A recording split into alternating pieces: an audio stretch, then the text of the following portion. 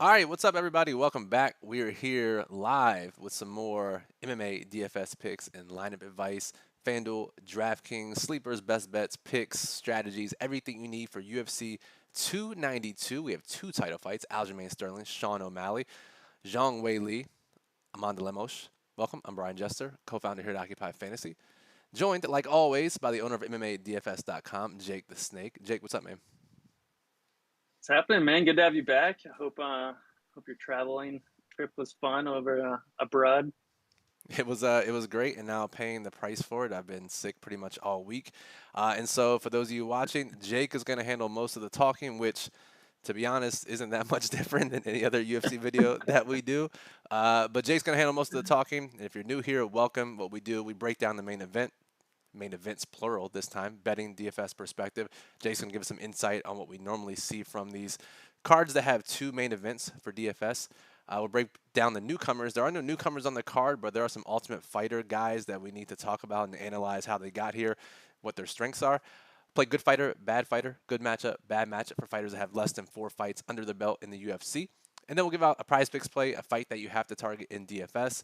And then we'll close it out with our stream parlay of the week. This is a live show, so if you have questions, you'll see the YouTube chat box there to the right of the video. Go ahead and throw them in there. Throughout the show, we'll interrupt and we'll stop what we're doing. We'll answer your questions when we see fit. So any questions you have, throw them in the chat box. Jake, I've exhausted 90% of my potential voice so far. So I'm going to kick it to you. Talk to us about, first of all, just from a high level, what it means when we have two title fights on a DFS card.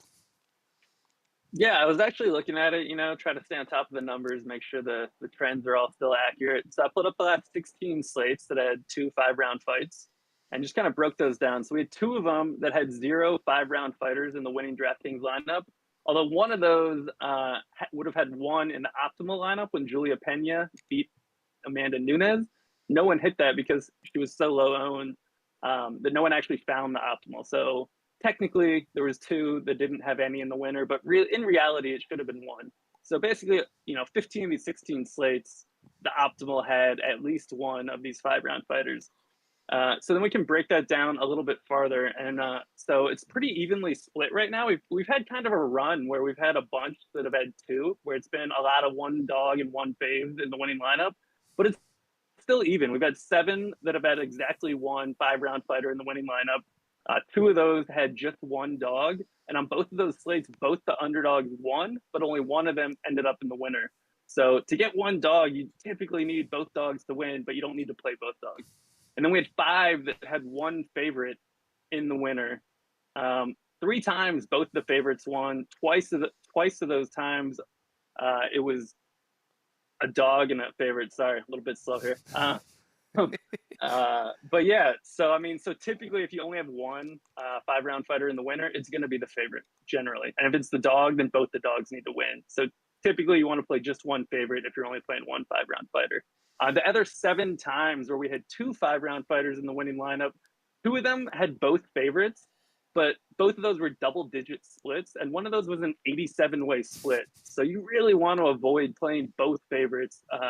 It rarely ends up in the winner, and when it does, you're going to have a huge split. So basically, you can't win by playing both favorites in the two 5-round fights. And then we had 5 that had one dog and one favorite in the winning lineups, and those actually did pretty well. And we've had more of those hit recently. We kind of had a run for a while where it was all these one 5-round fighters ending up in the winner. It's just variance probably kicking in that now we've had a run where it's been one dog and one favorite. But that does seem like a valid strategy. The splits have been relatively low. You look at the splits on the last 5, it was 9. We had 2 unique winners and 2 with 2. So I think the best 2 strategies are either play just one favorite or play one dog and one favorite. And that's going to cover most of the winners and give you the lowest dupe options when you do win. So I think that's kind of the takeaway there. Yeah, I mean, if you're just going to come away with one thing from this entire video, don't play both favorites and don't use the full salary. I mean, that's, if you do both of those, that's how you get an 87-way split. So don't do that. I mean, that's the end of the high-level discussion, basically, is, avoid that approach and just do one favorite or one dog and one favorite. Those are going to win most of the time. Playing both dogs a little bit too aggressive that never ends up in it. And if both dogs win, it's probably just one dog in the winner. So I think that's kind of the general strategy for these two fight cards, as it stands based on the data we have right now. Very good stuff, Jake. So 5 minutes into the show, you guys already have the most important information that you need. You don't need to watch the rest, but for the sake of our YouTube algorithm, please stay for the rest of the video. Thank you. So with the high-level stuff out of the way, first of all, I just want to give a shout-out to everyone in the chat who is just hyping us up, saying they love the show, love hearing us talk about UFC, so we appreciate you guys. Thank you for that. Jake, let's individualize these matchups now. Let's start with Sterling versus O'Malley. Break it down for me. How do you see it playing out? Yeah, man, Sterling's coming in 34 years old. He's won 9 straight. He says 99% chance that he's moving up to 145 pounds after this. And I'm guessing if you asked him what are the chances he wins this fight, he would also tell you 99%. Because I think that 1% is if he loses, I think he's not going to move up. But who knows? Maybe he would. I feel like he would ask for a rematch. You never know. It would be a big rematch. So I think he would go after the money. But anyways, he claims he's moving up. So according to him, this is probably going to be his last 135-pound fight. I would say he's had one of the weakest title runs that we've seen in a while for a guy that's won multiple title fights. He started with a DQ win over Jan from the knee. Then he won a split decision in the rematch that basically came down to a coin flip first round. Then he took on Dillashaw, who came in with like a dislocated shoulder, and of course he gets a TKO because Dillashaw has one arm in the fight. And then he wins a split decision over Henry Cejudo, who was coming out of retirement after 3 years away. I mean, that's his title run. So, I mean, it's hard to be very impressed by it. So, I mean, I think all this talk about him being, the best 135er of all time is just kind of funny based on the title run he's had. But maybe he can solidify it here with another win. I think if he hung around, if he stayed at 135 and won a few more fights legitimately, then I mean, maybe we're calling him the best ever. But pretty weak title run in my opinion. He only has 2 submission wins in his last 14 fights. So the idea that he's just automatically going to backpack O'Malley and sub him is kind of interesting considering how infrequently he's done that. I mean, he got Corey Sandhagen out in the first round, and that was, I believe, his only first round finish in 18 UFC fights was over Sandhagen. He's also only been finished once in his career, which was 2017 round 1 KO against Marlon Moraes, where he ran in and just got caught early on. He's been durable outside of that one time. I think his takedown accuracy is definitely a concern. It's only 24.6% in his career, and it's been getting worse. So his last 2 fights, he landed a decent amount of takedowns, but it was against Cejudo that was trying to wrestle, means Dillashaw, who was injured. In his 5 fights prior to that, he landed 3 of his 54 takedown attempts, 5.6% accuracy. I think you have to be concerned about that. But he is a guy where he doesn't necessarily have to take you down to engage in the grappling. He can take your back on the feet, and then kind of maybe drag you to the mat, or maybe just look for the choke as he backpacks you. So I don't want to get too hung up on his takedown accuracy, but it is pretty terrible. So you at least got to point it out. In terms of DFS, he scored 121 in his last fight. He scored 152 against Dillashaw, but I mean, the dude was a corpse on the mat. So I think we can throw that one out. He hasn't scored really that well other than those 2 scores. He only scored 86 against Jan in a 5-round decision. Not a very good score. And prior to that, he had only topped 104 DraftKings points, I believe once in his first 16 UFC fights, which was like a 2014 round 3 knockout where he scored 112. So yes, he scored a lot in his last fight, but historically he has not been a huge scorer. And now that he's coming in more expensive, that creates more ways for him to get left out, whether it be an efficient submission, a closer back and forth, lower volume decision. I mean, there are multiple ways that at his high price tag he could get left out if you just look at his scoring. And I think you should really ignore the Dillashaw, man. That was an outlier. That was an injured guy. Like, unless you're beating up on a piece of meat on the mat, you're not going to score 150 points. I mean, that was just a random fluky thing. But he can say taking Cejudo down was impressive. So we'll see. I think that he's going to be more popular than he should be. I think he's going to be overowned relative to his chances of ending up in winning lineups. And I think you can get a lot of tournament leverage by going under the field on Sterling here. I think that's the move. I think recency bias is going to have people thinking that, he's going to score 120 every time. And everyone is on Sterling winning here, which I think, he is more likely to win. But I just don't know if he dominates O'Malley the way people think he's automatically just going to take his back and submit him or completely dominate him on the mat for 5 rounds, which he could, but O'Malley's bigger. I mean, O'Malley's a BJJ brown belt. It's not like he's entirely helpless. I mean, getting more into O'Malley, I mean, he's still only 28 years old. He's coming off that split decision win over Jan that, I mean, I thought he lost. I think most people thought he lost. It was a pretty close fight, but yeah, I mean, he get the Pedro Munez eye poke, and then he gets the Jan split decision, and those are his only 2 fights against ranked guys. So it's like, how is he in a title fight? And I totally get that, and that's why everyone's on Sterling, is because O'Malley didn't earn this. He doesn't deserve it, but he's here and he got it. So I mean, we can't just say, oh, he doesn't deserve it, so he can't win. No, he can win. Right.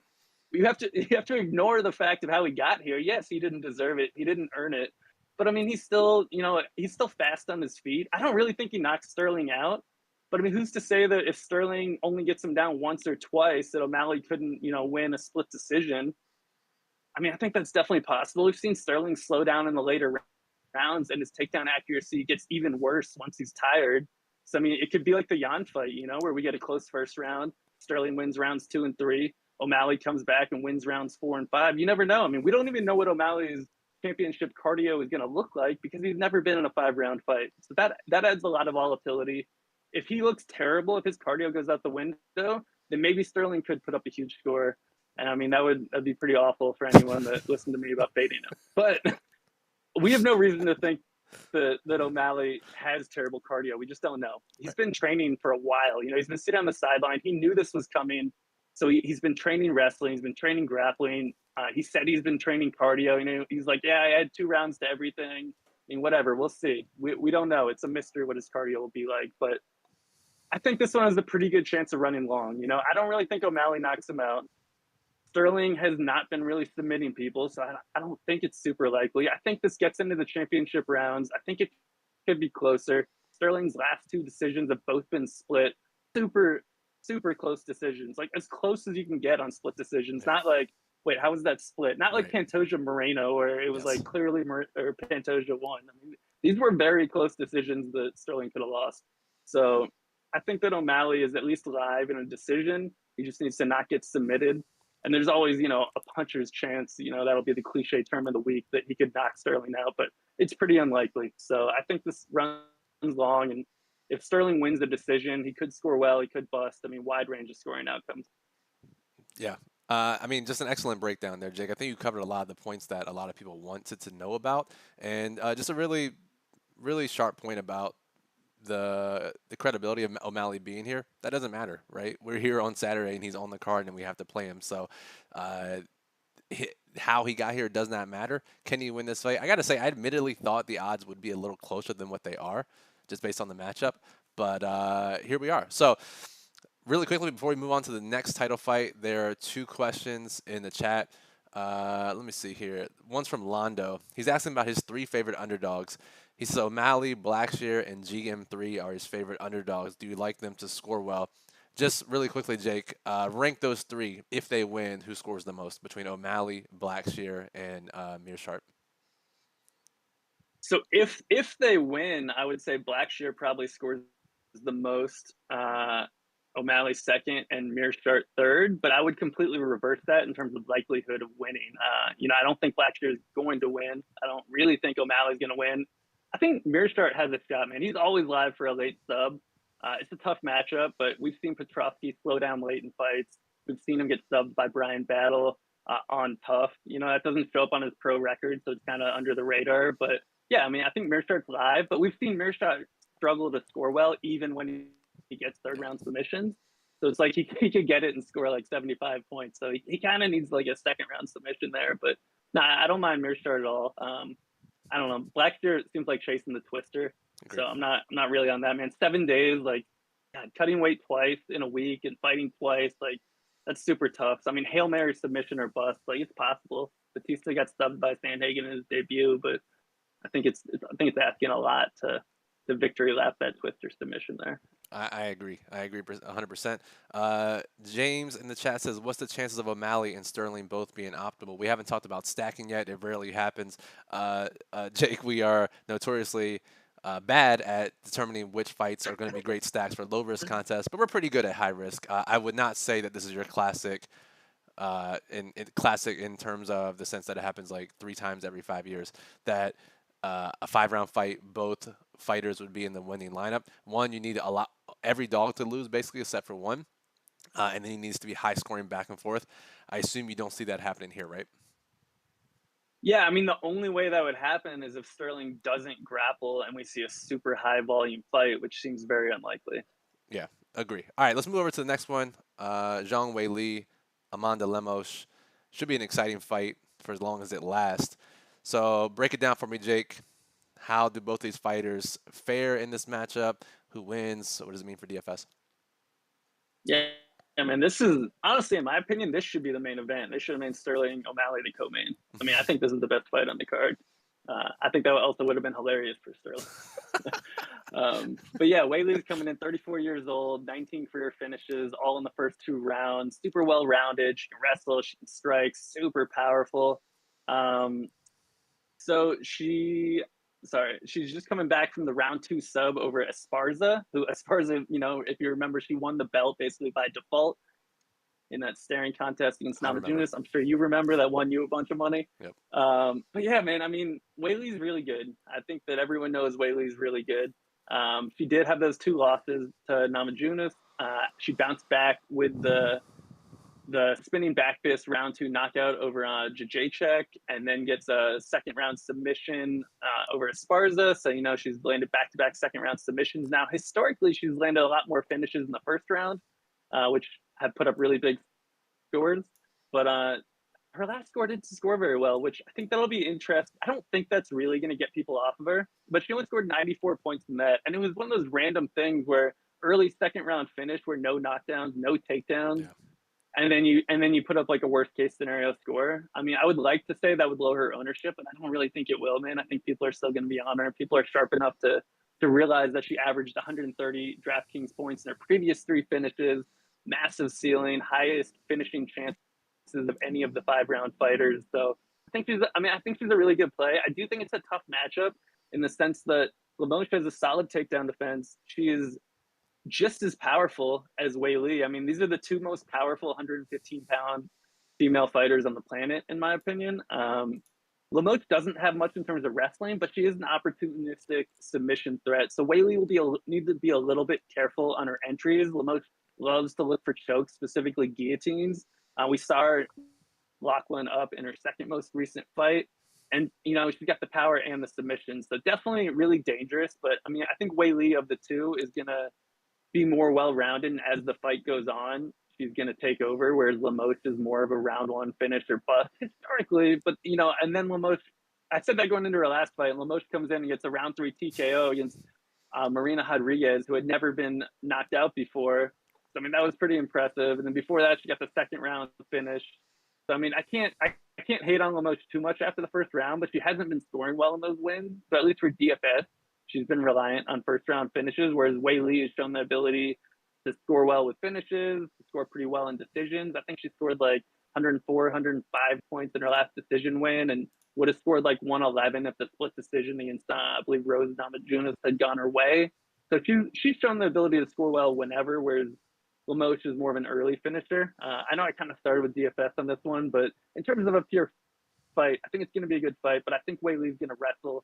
I think Lemos, if she can't get the sub, is going to have a tough time with the wrestling and could get submitted. But I think both are live to knock each other out, so it should be really fun, man. These ladies crack. They absolutely crack, and I hope we get to see a striking battle before Weili turns to her wrestling. But it won't be surprising if she just comes in and she's looking to wrestle immediately. Which, if she does that, she's gonna have a really high ceiling in DFS. I mean, both of them have high ceilings. I should say she'll have a really high floor in DFS if she comes in just looking to wrestle immediately. So I think Weili's the safer DFS play, obviously. But I mean, she could also get knocked out, so it's not like she's completely safe just because of how powerful Lemos is. So I'm really excited about this fight. I think Lemos is live. The odds give her a 28% chance. I think that could be a hair low. I think that she wins this fight a third of the time just by like catching Weili, whether it's with a choke or with a knockout. I mean, we saw Weili get knocked out by Rose. Lemos hits a lot harder than Rose, I'll say that. So I don't know. It's somewhere in there, though. It's somewhere in like the 30, 35% chance for Lemos. 2/3 of the time, Weili is going to win this fight. probably on the mat, probably with a submission. I could definitely see it coming in the second round just because Lemos is so good in the first round that it might be a little bit of a feeling out process Mm. early on. I don't know if Weili's just going to want to run in because she might get clipped, Yeah. but we generally see Lemos slow down a little bit after that. But her cardio did look better in her last fight. You know, if you compare the Angela Hill fight to the last fight for Lemos, like her cardio looked way better. So she's definitely improving despite being 36 years old. I mean, they're both in their mid 30s, but Lemos is 2 years older. So, I mean, she really needs to do it now. You know, if she doesn't get this, you know, she's going to quickly be in her late 30s. But yeah, she's still really good, man. This is going to be a fun one. Absolutely. Totally agree. Let's turn our attention just really quickly to low risk contests, 50-50s, double ups, head to heads, maybe even really small GPPs, 10, 20 players. Typically, we look to stack one of the two 5-round fights and play someone else from the other 5-round fight on these types of cards. Which fight, Jake, are you more inclined to stack in low risk contests? Yeah, so I can see an argument for either one of them. I ended up going with stacking the Lemos Weili fight, and a big reason was just the price. You know, I know 300 is not a lot, but it does let if you look at the combinations that extra 300 lets Yeah. you do. I think you can build better lineups with Lemos, and I think either one of them, either Lemos or O'Malley, could get finished early. You know, there's a better chance that Lemos gets finished based on the odds. So I think that's the argument for playing O'Malley. But I mean, O'Malley could get smothered on the mat. Like, there's no guarantee he's going to score well. So I think they're sort of interchangeable. And for me, the tiebreaker is just price. I agree 100%. That's exactly how I feel as well. Let's see. A couple people in the chat are asking or commenting on Chris Weidman, who's making his return after just shattering his leg 2 years ago. Edward asked, why is everyone on Weidman? Jake, have you seen this, that maybe Twitter, MMA Twitter is on Weidman, or the odds are moving in his direction? Do you feel that everyone is on Weidman? And if so, why do you think so? Yeah, I do think that a decent amount of people are on Weidman here. I think it just comes down to the price and the wrestling and the fact that Brad Tavares, you know, hasn't been anything special. I think Brad Tavares has one finish since 2011. So the issue with Weidman is all of his losses have come by knockout. 6 losses, 6 knockouts. And everyone's like, oh, well, who's Brad Tavares going to knock out? You know, he has one knockout since in the last 12 years. And those are the times where the guy lands a knockout. Yeah. Let's be real. Like, Yep. Brad Tavares is totally going to knock him out now. Yep. And I think Brad Tavares is a really sneaky DFS play, actually, man. If you look at all the top plays, he's by far the grossest expensive play, and it's not even close. And those are the guys that win tournaments. And it's a good spot. You know, Weidman coming off 2.5-year layoff after a horrific leg break. The guy's 39 years old. Like, what is he, like 2-6, 2-7 or something? Like, he's been terrible lately. I don't have all his stats pulled up just because I wasn't ready to talk about him. But That's fine. yeah, man, I don't think that We don't have to. I think that's a good fight to target, man. It's one of those gross old guy fights where it's like, oh, these guys both suck. Neither of them should score well. And then the winner scores like 130 points. Yeah. So I get both sides. Both guys are bad. Both guys have been struggling. Tavares is coming off the knockout loss. Weidman he's been gone so long that people forget how terrible he was before he like got injured. Yep. But I think it's just wrestling and price. I think that's why people are on him. And you know, Brad Tavares not being that great. Yeah, I mean, Tavares on a slate where we're looking for low ownership is just a guy that sticks out for me for sure. Wayne in the chat says, but Weidman said he will be future champion. So, I mean, I could say that. I could say that about myself, and it would mean just as much. I mean, Jake, I don't know about you, right? But when we see these guys say this, these older guys, like I'm coming back for a title run, like we see Tony Ferguson, and maybe he's different because maybe he does actually believe that. But you can tell when these guys say that, it's like, come on, dude, you know you don't believe that you're going to be future champion again. Yeah, man, it's that's a joke, man. Like champion, like I wouldn't be surprised if he just retires after this fight. After saying that. For sure. All right, let's take a quick break. Jake, why don't you throw out the normal disclaimer we have for our viewers about the channel? Yeah. So, you know, make sure you're subscribing if you haven't already. You can get all the notifications when we go live every week. Sometimes we do these on Fridays. Sometimes they're on Saturdays for pay-per-view. And if you want to get alerts on when they're going live, make sure you subscribe. Now is also the perfect time to like the video. If you're enjoying the content, lets us know you want us to keep doing these. Leave a comment below, whether you like us, hate us, you agree, disagree, whatever your point is, leave a comment. We always like seeing what you guys think. lets us know that there's actually people watching these and we're not just shouting it out into outer space. Yes, thank you, Jake. As I'm trying to preserve my voice, Jake doing all the heavy lifting today. All right, let's talk about this Ultimate Fighter stuff. 2 fights on the card. They're the 9th and 8th fights of the night. It wasn't finalized in the DraftKings pricing. We didn't know who was fighting because of the airing of the Ultimate Fighter. But briefly, Jake, as we are already 26 minutes into the show, and we're trying to stay around the 45-minute mark. For those who are uninitiated, talk to us about just really quickly what the Ultimate Fighter is, why these 2 fights are on the card, why the pricing was delayed, just the whole context around this Hubbard-Holloway fight and Katona and Gibson. Yes, I mean it's a tournament that goes on early in the year, and then they air it over the summer. It goes over like a 4 or 5 week span where it's filmed, and then they air it over 12 weeks. So I think it started back in February, I want to say, for filming. So it was going on like early part of the year. So it's not like it just happened. I know they just like aired the last episode, but don't get it twisted. Like this thing was over in the spring, and we're just watching it now. But they did a little bit of a different format this year. Normally, it's a bunch of like random guys, and then they draft them. Basically, it's like each team alternates picking. This year, they did vets versus newcomers. So we got a bunch of these like retreads on one side versus a bunch of nobodies on the other side. Shockingly, all the vets won except for one, which I think it was Hunter Azur. I mean, gotta be tough being the one vet that loses on this season and he gets knocked out in the first round against a guy that then got dominated in his next fight. Right. So yeah, tough one for Hunter. But yeah, and then they always have the famous coaches come in. Last time it was Pena and Nunes, and now it was Connor and Chandler, who are supposed to fight afterwards. Connor still hasn't been drug tested, so who knows if that's actually going to happen. Chandler's guys won everyone but one fight on the show. And then his team was doing so well, and Connor's team was doing so bad. They actually asked for volunteers to switch teams after Connor's team started 0-6. And in steps Brad Katona, who trains with Connor at SBG Ireland. And he was like, yeah, I'll switch teams because like his coaches were, on Connor's team. So it sort of made sense. And everyone's like, all right, fuck this guy. My God. All right. So that is the show in a nutshell. Now we have these matchups: Hubbard and Holloway for the championship of the Ultimate Fighter in that weight class, Katona and Gibson the other weight class. So again, we're gonna keep this brief, Jake, but I'm gonna name the fighter. Talk to me about their first UFC stint. Talk to me about their recent fighting since the UFC. And then talk to me about this matchup. So we'll start with the ninth fight, Gibson and Katona. We'll start with Gibson. Yeah, so Gibson was one of the vets that he was on Team Chandler. He came in, he was 1-3 in the UFC back in 2014. He actually made his UFC debut against Aljamain Sterling. I don't know if you guys have ever heard of him. Went to a decision with Aljo on short notice in 2014. Decent fight, but then he got controlled in the third round. Aljo goes on to win a 29-28 decision. Gibson bounced back with a 38-second round 1 knockout over Johnny Bedford, which it was sort of like a contested stoppage, but whatever. Either way, quick finish. Then he goes on to get guillotined and then lose the decision to Douglas Silva de Andrade. Gets cut from the UFC in 2015. Goes on a pretty decent streak, 7-2 outside of the UFC since then.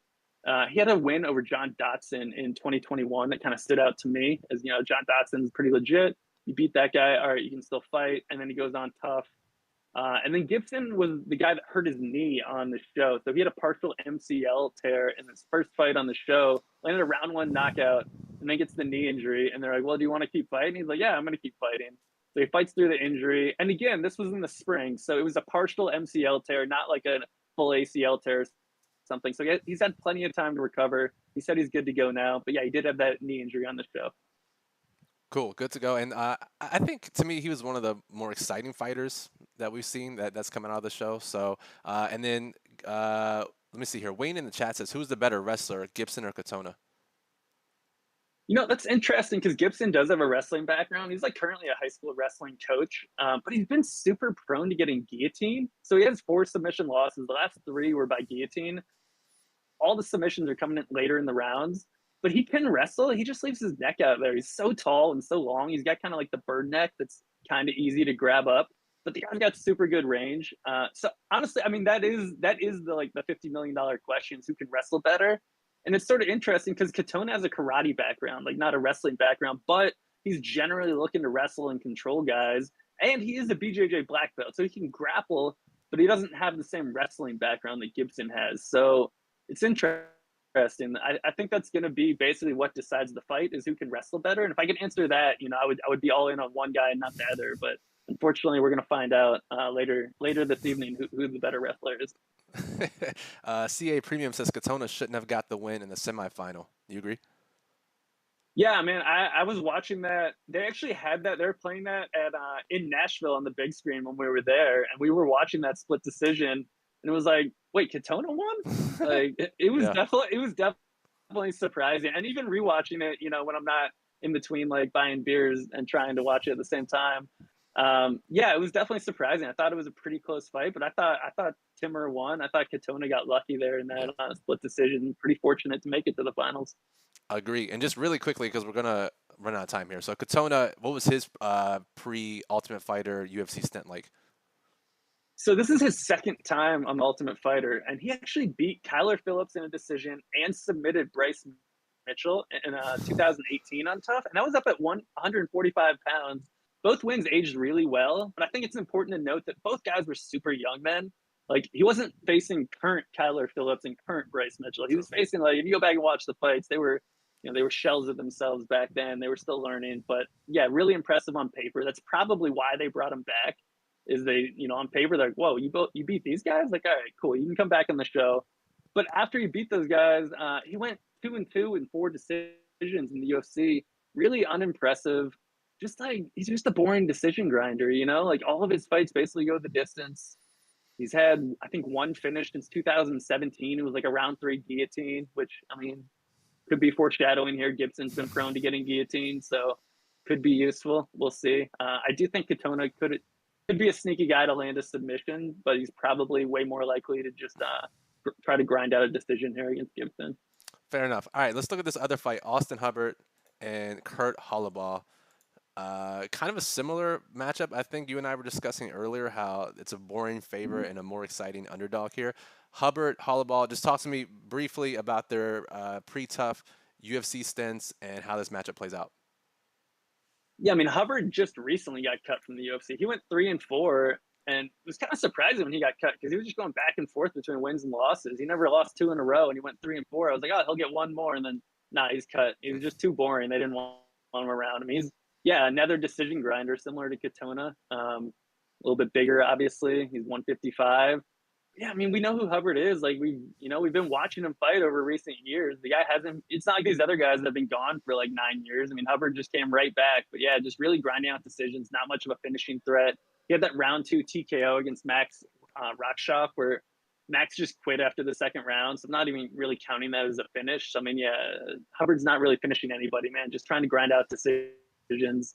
Even after he got cut, he had 2 more decisions. Then he went on Tough, 2 more decisions. It's just like one decision after the other. I mean, it's crazy with Hubbard, man. It's all decisions. And then his opponent, Hollabaugh, who had the most exciting fight on the Ultimate Fighter, and honestly, Jake, one of the most exciting fights I've seen in some time. Yeah, man, that was like when I watched that, I immediately told you I was like, yeah, you got to go check out this fight. Like, this is one of the best fights I've ever seen. Yeah, so Kurt's coming in 36 years old, 16 finishes. He went 0-4 in the UFC, but man, like he had some tough fights. So he came over from Strikeforce in 2013, fights to a decision loss, and gets cut immediately. Then he comes back up through Contender Series in 2017, wins the fight in the first round finish, but then gets suspended because they found out he used an IV to rehydrate after weigh-ins. So gets suspended for like 9 months, comes back, and then goes 0-3. But his losses were Raoni Barcelos, round 3 knockout, Shane Burgos, round 1 submission, and Thiago Moises decision. So it's like they did him 0 favors, and he almost knocked out Shane Burgos for the record. He knocked him down, and he went in for the finish and gets armbarred. So, I mean, that's kind of a tough one. And, I mean, Barcelos I don't know, do you still call it a UFC debut if you've already been in the UFC? Whatever. It was his first fight back. So, yeah, I mean, the guy's really excited. He's kind of old. He hadn't been fighting before he went on Tough. I don't know if he was, like, half retired, but he hadn't fought since, like, 2021. And then he comes back on the show, and he's losing his first fight. He's getting controlled on the mat. He throws up a submission, wins that, and then has like the best fight ever in his next fight against Jason Knight, where they're just like, yeah, one of us is gonna die in here, and it was definitely Knight that died. Caldwell just put it on him. He was actually on pace to land the most significant strikes in a 3-round fight in UFC history, if that had been an official UFC fight and if it had gotten the distance. It was just an insane pace. Anyone that hasn't watched it, go check that out on ESPN Plus. It's an 8-minute fight. You won't regret those 8 minutes. I'll tell you that. That is for damn sure. All right, let's move on here and let's close out the show. We'll give our favorite prize picks play. We will give a fight that you have to target in DFS, and then we will close out with our stream parlay. But I guess really quickly, we forgot good fighter, bad fighter, so we can't ignore that part of the show. So 3 fighters who have less than 4 fights under the belt in the UFC, and again, we're going to be brief here. Karine Silva, Jake, is she good or bad after 2 fights in the UFC, and is it a good or bad matchup against Moroz? Yeah, man, she's good. And these two actually fought before in 2014, and Moroz subbed Silva in the first round. But Silva was like 20 years old. So we got the revenge narrative going on, and I think that's gonna drive some people onto Moroz. And you can see Moroz's the line has come way down from plus 145 to 110. I don't know if that's what's driving it, but I think Silva's a good fighter. And while Moroz has a win over, Moroz has been prone to getting taken down, and Silva is nasty on the mat. So I still think, even though Moroz has never been finished and has beat Silva in the past, I still think it's a good matchup for Silva to land a takedown, and I think she can submit her. And what about the other Silva, the Silva that more people are much higher on? Natalia, is she good or bad, despite in lieu of her 3-0 record, and is this a good or bad matchup against Andrea Lee? Yeah, she's good, man. She's legit, good striker, good taekwondo kicking, and she's got submission skills that she hasn't even had to show yet in the UFC because she's faced 3 straight wrestlers. So of course she's like, yeah, I'm just gonna strike in these fights. Now she's facing a striker, so I think we might see some of her grappling, but I think she could outstrike Lee here. Lee's tough. It's a big step up in competition from Victoria Leonardo to Andrea Lee. I mean, Andrea Lee loses every decision. Like, I think 5 straight decision losses for Lee, like habitually involved in sketchy split decisions. So, I mean, it's kind of rough for Lee. Like, most people thought she or beat Lauren Murphy and then beat in her last one against Macy Barber. I mean, I think most people thought Lee won that, but she wasn't very active on the mat when she was landing takedowns. But basically, a long way of saying that it's a tough matchup. Silva's a good fighter. I think Silva could be in a sneaky spot to land a submission, but it's a tough matchup for sure. And finally, we have Dennis Tululin up against Gregory Rodriguez. I saw a couple comments in the chat about Rodriguez. He should be extremely popular given the inside, the distance numbers there, and his high scoring upside. Tululin, is he good or bad? And is this a good or bad matchup against Rodriguez? Nah, Tululin sucks. He's just a power puncher. Last 9 wins, all by knockout. I mean, he's good at punching people in the face, and he's terrible at every other aspect of MMA. And depending on if Rodriguez wants to have a game plan, that could determine if this is a good or bad matchup or not, right? You know, I was literally just listening to a Rodriguez interview like right before we came on, and he was talking about how he's been training a bunch of jujitsu, and he's like going back to his grappling, and he's saying all the right things for coming in and grappling Tululin. So based on that interview, I will say it's a bad matchup. But prior to that interview, I would have said it's a good matchup because Rodriguez stands and bangs with everyone, even when he has crazy grappling advantages. So I would say it's kind of volatile, man. If Rodriguez stands up with him, he could definitely get knocked out. If Rodriguez takes him down, he should submit him really, really easily. Yeah, I would. Yeah, I don't know. This is gonna be an interesting fight. Interesting fight to watch. All right, guys, we're gonna close out the show here. Last 3 segments. You see the Prize Picks promo. Use promo code Occupy to get a 100% deposit match bonus on your first deposit. Use it to parlay all kinds of props, UFC or other sports. Jake, which line stands out to you on Prize Picks today? Yeah, I like the Weili under 14 and a half minutes. If you just look at the betting lines, under 2.5 rounds is negative 135. Fight doesn't start round 4 is negative 175. So obviously 14 and a half minutes is just before the end of round 3. Good math. So it's somewhere in between those two. I think that's a pretty good line. I normally don't like to go just off the betting lines, but I do think this one ends early. I think someone's going to get a finish in the first 3 rounds, and the betting line just backs that up. So I think that one's pretty solid. And if you want to hedge that, I think Weili over 1.5 takedowns. I think you can play both of those, and there's a really good chance you can middle and hit both. And it's really unlikely that neither one of them hits. All right, famous last words. Now, a fight that you have to target in DFS. I think the obvious one is probably Tallulah and Rodriguez. Is that the one you were planning on picking, or is there another under the radar fight to target? That is the one I was gonna pick and give out. But if people want the gross sneaky one, it's Tavares and Weidman. All right, that's what people are here for, I think. Our very gross takes. And finally, stream parlay of the week. I pick a prop, Jake picks a prop, and we parlay it together. And depending on the payouts, we buy, I don't know, some sort of hybrid electrical vehicle or a Lamborghini. And I think it's hybrid season this week, Jake. So for my side of the stream parlay, I'm gonna go Bautista. I know there's a lot of people on Blackshear here, but Bautista KO or decision, and that's moving down a little bit. Clearly, people are on the other side of this, but we'll take the odds in our favor as it continues to move. So, Jake, I'll take Batista by KO or decision. Yeah, that's negative 105 now, man. I really like that line. I don't really think Bautista is subbing Blackshear despite coming off 3 straight first round submissions. And Bautista's money line's negative 210. So I think that I really like that covering the. I think there's a good chance he could knock him out or win a decision. So I think that covers both sides. I'm going to go a little bit longer just so we can get decent odds here. I'm going to go Karini Silva round one or round two win. She she's 16-4. All 16 of her wins have come in the first 2 rounds, which totally feels like a trap now that I'm saying this. But man, I mean, you gotta like the value, right? She's a negative 135 favorite.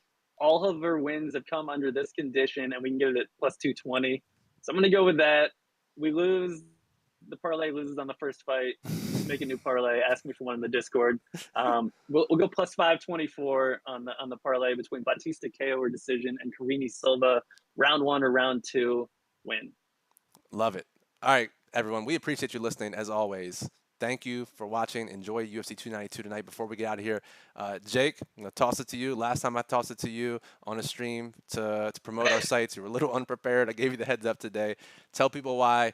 If And listen, we appreciate everyone watching our free content. We know not everyone's going to pay for content. That is totally fine by us, and we appreciate you regardless. However, if you want more in-depth information, you want tools, articles, models, everything possible to be the best you can be at UFC DFS or UFC betting, then you need to check out our sites, and Jake's going to promote them for us right now.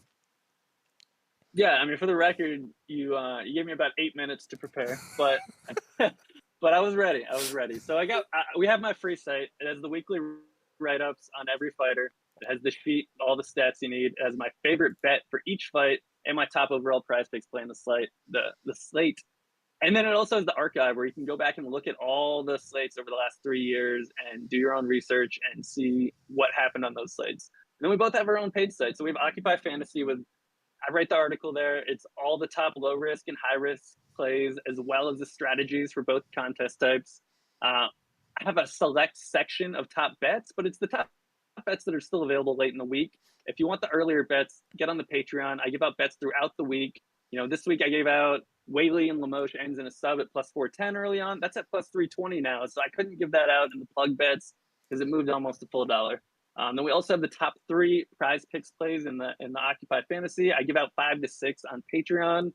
And then we also have the recommended bankroll allocation in the plug, as well as contest selection. And if you want to get on the Patreon, it's $10 a month for DFS, 15 for betting and DFS. You have my early bets throughout the week, the betting chart where I give out bets on literally every single fight, every single slate.